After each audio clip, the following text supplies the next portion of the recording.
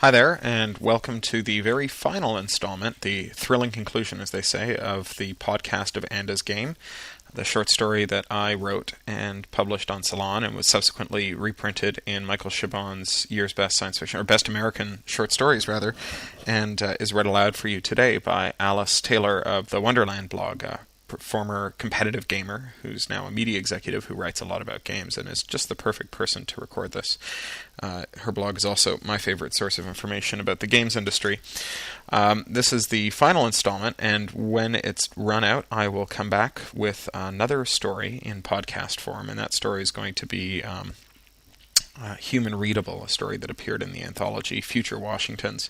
I'm not sure what I'm going to do after that. Maybe something older. I might record a podcast of something like Return to Pleasure Island, for those of you familiar with this stuff. My first week of retirement was very good, although even more busy than what life was like before retirement, because I had family in town, and of course when you start trying to catch up on all the things you neglected while you were overworking, they can pile up. But I did make good progress on the novel Theme Punks. I'm writing that a lot faster than I was beforehand, and so I really do hope to have that in the can by the spring. Your notes and letters have been really awesome, very positive and very uplifting, and it's been great to just hear from everyone telling me how happy they are that I've had the chance to quit my day job and how much they're liking the podcast and the new stories and so on. Thank you all very much. Anders, Da and Mum were watching the telly again with a bowl of crisps between them. She walked past them like she was dreaming and stepped out of the door onto the terrace. It was night time, 11 o'clock, and the chavs in front of the council flats across the square were kicking a football around, swilling lager and making rude noises. They were skinny and raw-boned, wearing shorts and string vests with strong muscular limbs flashing in the streetlights. "Anda?" "Yes, Mum?" "Are you all right?" Her mum's fat fingers caressed the back of her neck. "Yes, Mum, just needed some air is all." "You're very clammy," her mum said. She licked a finger and scrubbed it across Anda's neck. "Gosh, you're dirty. How did you get to be such a mucky puppy?" "Ow," she said. Her mum was scrubbing so hard it felt like she'd take her skin off. "No whinging," her mum said sternly. "Behind your ears, too. You're filthy." "Mum, ow!" Her mum dragged her up to the bathroom and went at her with a flannel and a bar of soap and hot water until she felt boiled and raw. "What is this mess?" her mum said. "Lillian, leave off," her dad said quietly. "Come out into the hall for a moment, please." The conversation was too quiet to hear, and Anda didn't want to anyway. She was concentrating too hard on not crying. Her ears hurt. Her mum enfolded her shoulders in her soft hands again. "Oh, darling, I'm sorry. It's a skin condition, your father tells me. Acanthosis nigricans. He saw it in a TV special. We'll see the doctor about it tomorrow after school. Are you all right?" "I'm fine," she said, twisting to see if she could see the dirt on the back of her neck in the mirror. It was hard because it was an awkward placement, but also because she didn't like to look at her face and her soft extra chin, and she kept catching sight of it. She went back to her room to Google acanthosis nigricans. A condition involving darkened, thickened skin, found in the folds of skin at the base of the back of the neck, under the arms, inside the elbow, and at the waistline. Often precedes a diagnosis of type 2 diabetes, especially in children. If found in children, immediate steps must be taken to prevent diabetes, including exercise and nutrition as a means of lowering insulin levels and increasing insulin sensitivity. Obesity-related diabetes? They had lectures on this every term in health class, the fastest-growing ailment amongst British teens, accompanied by photos of orca-fat sacks of lard sat up in bed surrounded by an ocean of rubbery, flowing podge. Anda prodded her belly and watched it jiggle. It jiggled. Her thighs jiggled, her chin wobbled, her arms sagged. She grabbed a handful of her belly and squeezed it, pinching it hard as she could, until she had to let go or cry out. She had left livid red fingerprints in the rolls of fat, and she was crying now, from the pain and the shame, and oh God, she was a fat girl with diabetes. "Jesus, Anda, where the hell have you been?" "Sorry, Sarge," she said. "My PC's been broken. Well, out of service anyway, under lock and key in her dad's study. Almost a month now of medications and no telly and no gaming and double PE periods at school with the other whales. She was miserable all day, every day now, with nothing to look forward to except the trips after school to the newsagents at the 5:01 meter mark, and the fistfuls of sweeties and bottles of fizzy drinks she ate in the park while she watched the chavs play footy. "Well, you should have found a way to let me know. I was getting worried about you, girl." "Sorry, Sarge," she said again. The PC bang was filled with stinky, spotty boys. Literally stinky. It smelt like goats, like a train station toilet, being loud and obnoxious. The dinky headphones provided were greasy as a slice of pizza, and the mouthpiece was sticky with excited boy saliva from games gone past. But it didn't matter. Anda was back in the game, and just in time, too. Her money was running short. "Well, I've got a backlog of missions here. I tried going out with a couple of other of the girls." A pang of regret shot through Anda at the thought that her position might have been usurped while she was locked off the game. "But you're too good to replace, okay? I've got 4 missions we can do today if you're game." 4 missions? How on earth will we do 4 missions? That will take days. "We'll take the BFG 10K. Anda could hear the savage grin in her voice. The BFG 10K simplified things quite a lot. Find the cottage, aim the BFG 10K, fire it, whim wham, no more cottage. They started with 5 bolts for it.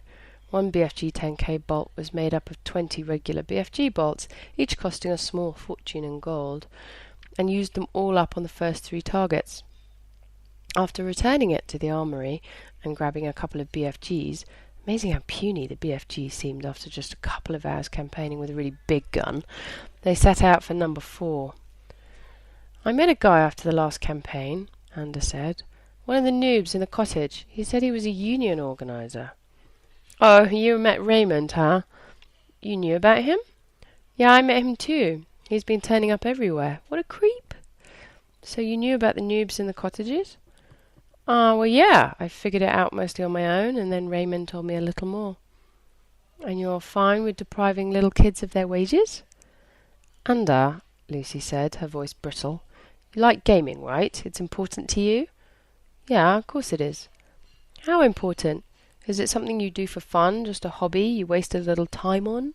Are you just into it casually, or are you committed to it?" "I'm committed to it, Lucy, you know that." God, without the game, what was there? PE class? Stupid acanthosis nigricans and someday insulin jabs every morning? "I love the game, Lucy. It's where my friends are." "I know that. That's why you're my right-hand woman, why I want you at my side when I go on a mission. We're badass, you and me, as badass as they come. We got that way through discipline and hard work and really caring about the game, right?" "Yes, right, but you've met Liza the organizer, right?" "Yes, she came by my school." "Mine too. She asked me to look out for you because of what she saw in you that day." "Liza the organizer goes to Ohio?" "Idaho, yes, all across the US. They put her on the tube and everything. She's amazing, and she cares about the game too. That's what makes us all Fahrenheits. We're committed to each other, to teamwork and to fair play." Anda had heard these words, lifted from the Fahrenheit mission statement, many times, but now they made her swell a little with pride. "So these people in Mexico or wherever, what are they doing? They're earning their living by exploiting the game? You and me, we would never trade cash for gold or buy a character or a weapon on eBay. It's cheating. You get gold and weapons through hard work and hard play. But those Mexicans spend all day, every day, crafting stuff to turn into gold to sell off on the exchange. That's where it comes from. That's where the crappy players get their gold from. That's how rich noobs can buy into their way into the game that we had to play hard to get into. So, we burn them out. If we keep burning the factories down, they'll shut them down and those kids will get something else to do for a living, and the game will be better. If no one does that, our work will just get cheaper and cheaper. The game will get less and less fun, too. These people don't care about the game. To them it's just a place to suck a buck out of. They're not players, they're leeches, here to suck all the fun out of." They'd come upon the cottage now, the 4th one, having exterminated 4 different sniper nests on the way. Are you in, Anda? Are you here to play, or are you so worried about these leeches on the other side of the world that you want out? I'm in, Sarge, Anda said. She armed the BFGs and pointed them at the cottage. Booyah, Lucy said. Her character notched an arrow. Hello, Carly. Oh, Christ, he's back, Lucy said. Raymond's avatar had snuck up behind them. Look at these, he said, and his character set something down on the ground and backed away. Anda edged up on them. Come on, it's probably a booby trap. We've got work to do, Lucy said. They were photo objects. She picked them up and then examined them. The first showed ranked little girls, 50 or more, in clean and simple T-shirts, skinny as anything, sitting at generic white box PCs, hands on the keyboards. They were hollow-eyed and grim, and none of them older than she. The next showed a shanty town, shacks made of corrugated aluminium, and trash, muddy trails between them, spray-painted graffiti, rude boys loitering, rubbish and carrier bags blowing. The next showed the inside of a shanty, 3 little girls and a little boy, sitting together on a battered sofa, their mother serving them something white and indistinct on plastic plates. Their smiles were heartbreaking and brave. That's who you're about to deprive of a day's wages. Oh, hell no, Lucy said. Not again. I killed him last time, and I said I'd do it again if he ever tried to show me photos. That's it. He's dead. Her character turned towards him, putting away her bow and drawing a short sword. Raymond's character backed away quickly. Lucy, don't, Anda said. She interposed her avatar between Lucy's and Raymond. Don't do it. He deserves to have a say. She thought of old American TV shows, the kinds you saw between the Bollywood movies on telly. It's a free country, right? God damn it, Anda, what is wrong with you? Did you come here to play the game, or to screw around with this pervert dork? What do you want from me, Raymond? Don't kill them. Let them have their wages. Go play somewhere else. They're leeches, Lucy typed. They're wrecking the game economy, and they're providing a goal for cash supply that lets rich arseholes buy their way in. They don't care about the game, and neither do you. If they don't play the game, they don't eat. I think that means that they care about the game as much as you do. You're being paid cash to kill them, yes? So you need to play for your money too. I think that makes you and them the same, a little the same. Go screw yourself, Lucy typed. Anda edged her character away from Lucy's. Raymond's character was so far away now that his texting came out in tiny type, almost too small to read. Lucy drew her bow again and knocked an arrow. Lucy, don't! Anda cried. Her hands moved of their own volition, and her character followed, clobbering Lucy bare-handed so that her avatar reeled and dropped its bow. You bitch! Lucy said. She drew her sword. I'm sorry, Lucy, Anda said, stepping back out of range, but I don't want you to hurt him. I want to hear him out. Lucy's avatar came on fast, and there was a click as the voice link dropped. Anda typed one-handed while she drew her own sword. Don't, Lucy, come on, talk to me. Lucy slashed at her twice, and she needed both hands to defend herself, or she would have been beheaded. Anda blew out through her nose and counter-attacked, fingers pounding the keyboard. Lucy had more experience points than she did, but she was a better player, and she knew it. She hacked away at Lucy, driving her back down the road they'd marched together. Abruptly, Lucy broke and ran, and Anda thought she was going away and decided to let her go, no harm, no foul. But then she saw that Lucy wasn't running away. She was running towards the BFGs, armed and primed. Bloody hell, she breathed, as a BFG swung round to point at her. Her fingers flew. She cast the fireball at Lucy in the same instant that she cast her shield spell. Lucy loosed the bolt at her a moment before the fireball engulfed her, cooking her down to ash, and the bolt collided with the shield and drove Anda back, high into the air, and the shield spell wore off before she hit ground, costing her half her health and inventory, which scattered around her. She tested her voice link. Lucy? There was no reply. I'm very sorry you and your friend quarrelled. She felt numb and unreal. There were rules for Fahrenheits, lots of rules, and the penalties for breaking them varied. But the penalty for her attacking a fellow Fahrenheit was... She couldn't think of the word. She closed her eyes, but there it was in big glowing letters. Expulsion. But Lucy had started it, right? It wasn't her fault. But who would believe her? She opened her eyes. Her vision swam through incipient tears. Her heart was thudding in her ears. The enemy isn't your fellow player. It's not the players guarding the Fabrica. It's not the girls working there. The people who are working to destroy the game are the people who pay you, and the people who pay the girls in the Fabrica, who are the same people. You are being paid by rival factory owners, you know that? They are the ones who care nothing for the game. My girls care about the game. You care about the game. Your common enemy is the people who want to destroy the game and who destroy the lives of these little girls. What's the matter, you fat little cow? Is your game making you cry? She jerked as if slapped.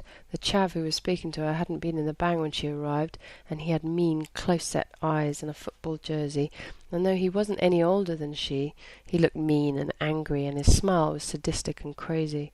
Piss off, she said, mustering her braveness. You wobbling tub of guts, don't you dare speak to me that way, he said, shouting right in her ear. The bang fell silent, and everyone looked at her.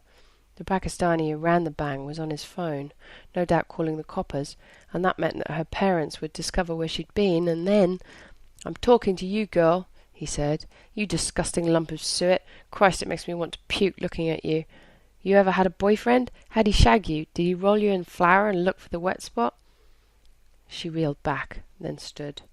She drew her arm back and slapped him, as hard as she could. The boys in the bang laughed and went, woo! He purpled and balled his fists, and she backed away from him.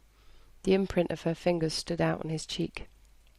He bridged the distance between them with a quick step, and punched her in the belly, and the air whooshed out of her, and she fell onto another player who pushed her away, so she ended up slumped against the wall, crying.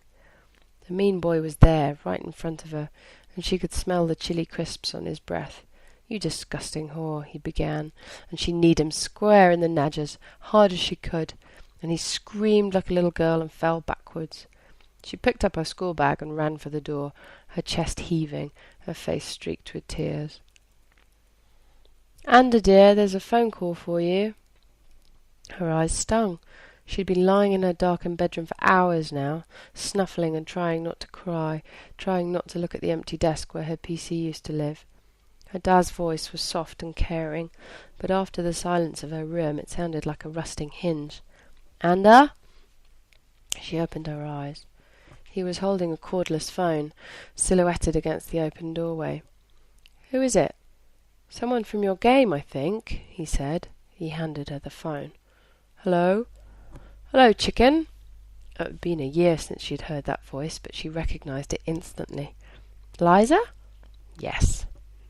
Anda's skin seemed to shrink over her bones. This was it. Expelled. Her heart felt like it was beating once per second. Time slowed to a crawl. Hello, Liza. Can you tell me what happened today? She did, stumbling over the details, backtracking and stuttering.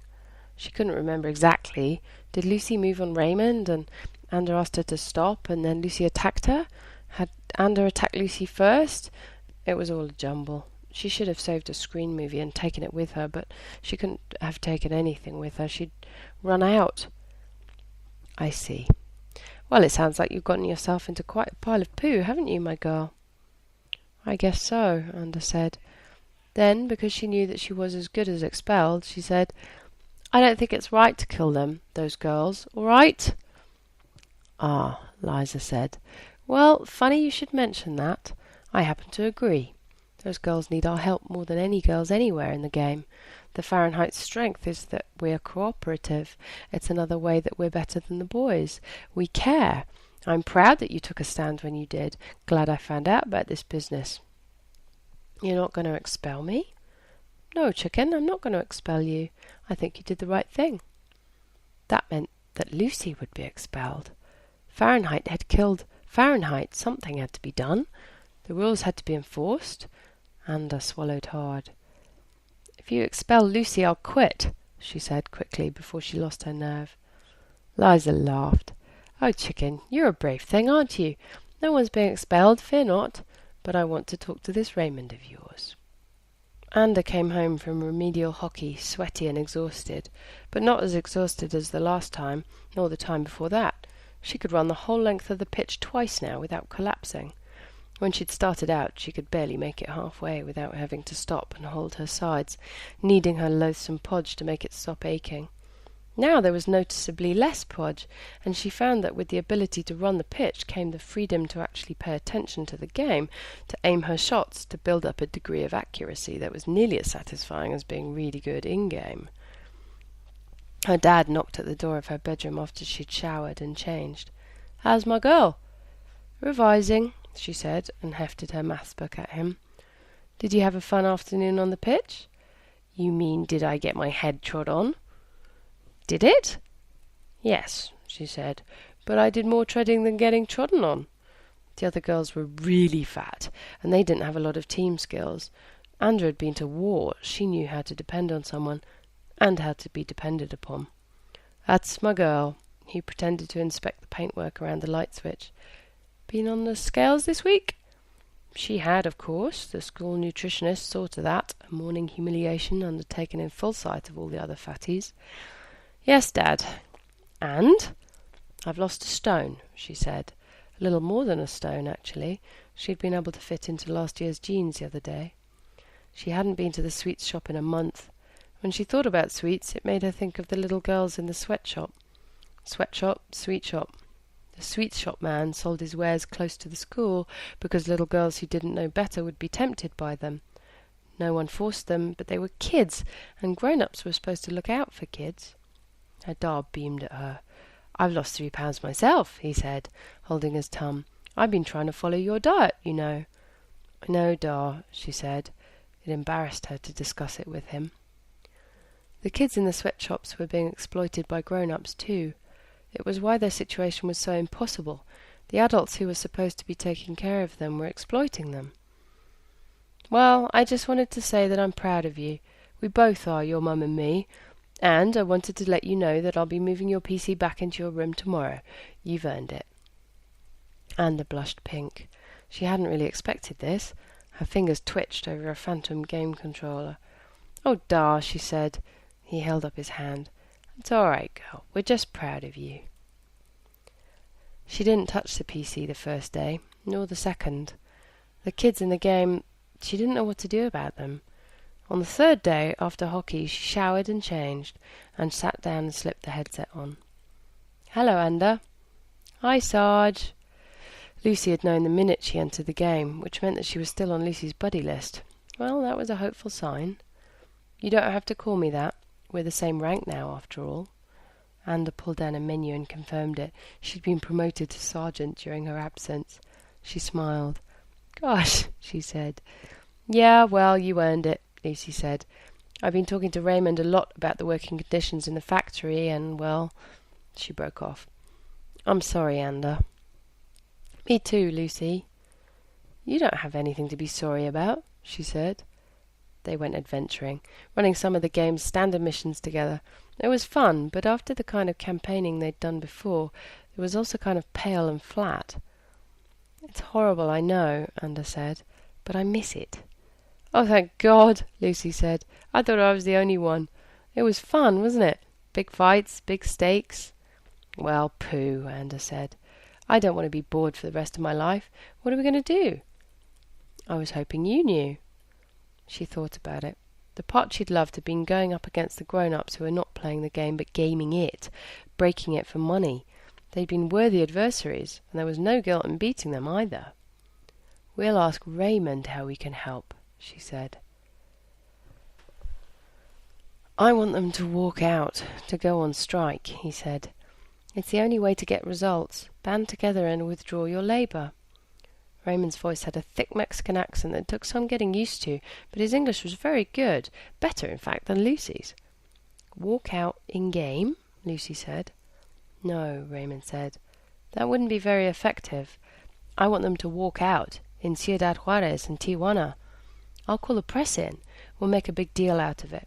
We can win. I know we can." "So what's the problem?" Anda said. The same problem as always, getting them organised. I thought that the game would make it easier.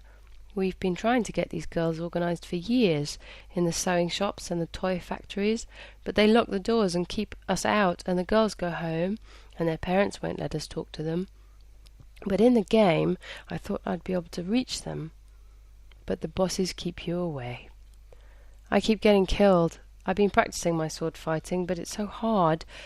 This will be fun, Anders said. Let's go. Where? Lucy said.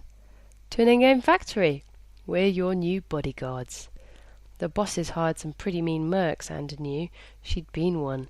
They'd be fun to wipe out. Raymond's character spun around on the screen, then planted a kiss on Anders' cheek. Anders made her character give him a playful shove that sent him sprawling. Hey, Lucy, go get us a couple of BFGs, okay? The end. And there endeth the story. That's it. Thank you very much for tuning in. I really hope you enjoyed that as much as I did. Listening to Alice read it really just blew me away when I first heard it, and I think it was just perfect. Anyway, I'll be back soon with Human Readable in podcast form. It's a little longer than this one. It'll probably come in 6 or 7 installments. Talk to you later. Bye.